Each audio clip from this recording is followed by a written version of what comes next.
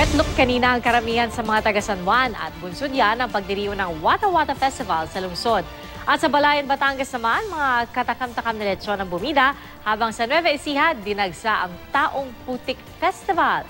Lahat ng mga pagdiriwang na ito para sa pista ni St. John the Baptist. Narito ang report. Maaga pa lang napasugod na mga bombero sa lungsod ng San Juan. Hindi para rumisponde sa sunog, kundi para makiisa sa taunang Wata Wata Festival. Magkakaanak at magbabarkada ang nakiisa sa tradisyonal na basaan na bahagi ng pagdiriwang ng pista ni San Juan. Lahat ng kasali, wet look. Ang basaan, sinamahan pa ng sayawan. Ang mga sumali sa basaan gamit ang mga water gun, tabo at balde.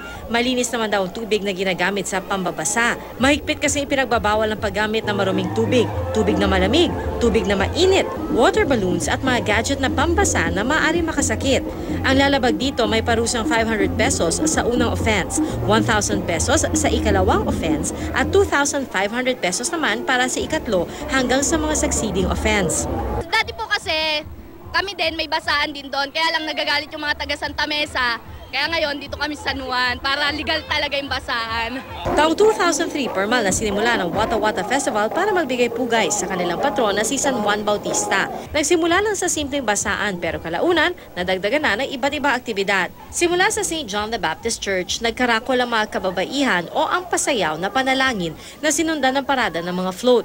Ang makukulay na float na gawa sa recycled plastic bottles nilalarawan ang buhay ni St. John the Baptist. Ang pinakamagandang float makakatanggap ng cash prize. Nagkaroon din ng dance competition. Dahil sa pista, walang pasok sa mga eskwelahan sa San Juan.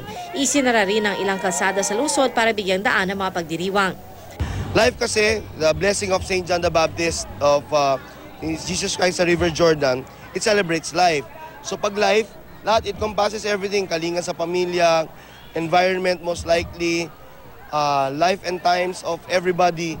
Sa katakam-takam na parada naman ng lechon, idinaan ng Matagabalayan, Batangas ang pista ni San Juan.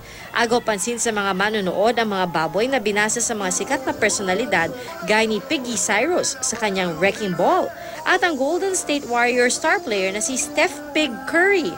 Meron ding baboy na nag-ala Little Mermaid, sundalo, rockstar at doktor na may pasyenteng nakaswero pa. Rumampa rin sa kalye ang mga baboy suot ang kanilang mga nagagandahang originally made costumes. May baboy na long hair, may nakapayong, naka-jacket, naka-bonnet at meron pang naka-earphones. Ang parada ng lechon sa Balayan taon-taong ipinagdiriwang bilang pasasalamat sa biyaya at pagpapala ng may kapal. Kakaiba rin ang selebrasyon ng pista ni San Juan sa Aliaga, Nueva Ecija. Halos hindi mahulugang karayom sa dami ng dumagsa para masilayan ang tradisyonal na Taong Putik Festival. Maaga pa lang nagpahid na mga deboto ng putik sa kanilang buong katawan. Sinundan ito ng paglalakad ng nakapaa papunta sa simbahan para sa isang misa. Pagkatapos ng misa, binasbasa ng pari ang mga deboto at ang imahe ni San Juan Bautista bago ito ipinusisyon bilang bahagi ng pagdiriwang. Pero paalala ng simbahan, mas mabuting bigyan ng papuri at pagkilala ang Panginoong Hesukristo bago ang kanyang mga naging alagad katulad na lamang ni San Juan Bautista.